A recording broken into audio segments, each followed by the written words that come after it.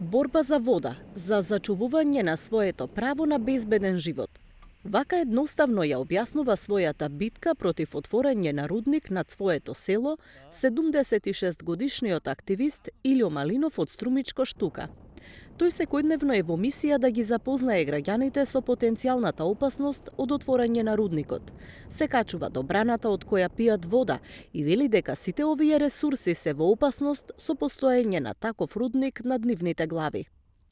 Па, тука обработка, лужене, со брана која никаде ја нема на свето со отровни води, а на каква територија, на какво стоење ќе биде, тука веќе кога се това чини, јас това веќе ме трогна и до денеска, значи, јас сум по никоја цена да това да не биде рудник тука и не смее да биде и си чинам дека јас кога сваќам, тука ние имаме по Струмица, ние Струмичко поле, прилика да ти речем, некоја 100.000 општина.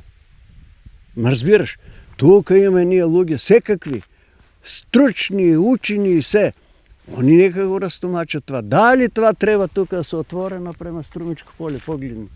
Па нема логика, нема.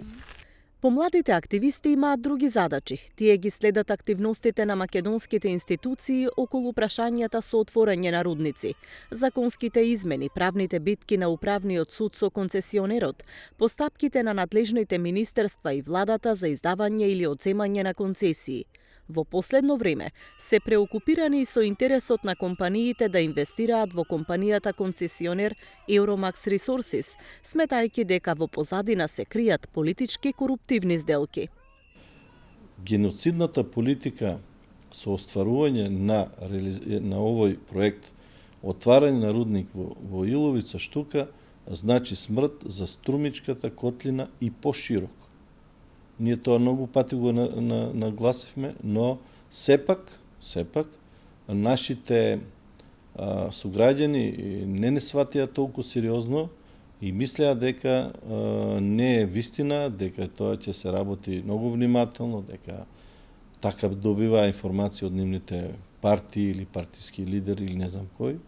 Така да јас не знам, сакам да упатам еден апел до овие што не гледат, што не слушат. Не постои никој кој што ќе не ослободи, не постои никој кој што ќе учува нашите домови, освен ние самите себе си. Ние порано не знаевме колку сме заробени, а сега веќе знаеме и ќе имаме стремеж да се ослободиме. Така што јасно е дека политиката е во спрега со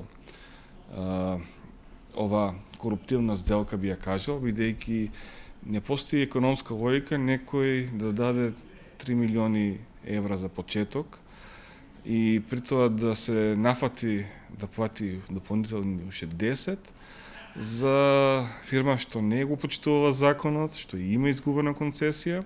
Активистите од Струмичко се мобилизираат по последните информации дека дел од акциите на концесионерот Euromax се продадени. Прашањето за отворање на рудници во југоистокот беше податлива тема за предизборните говори на последните неколку изборни циклуси. Политичарите со полна уста ветуваат дека ќе се борат за затворање на ова прашање, но последната година владее необјаснив молк за темата рудници.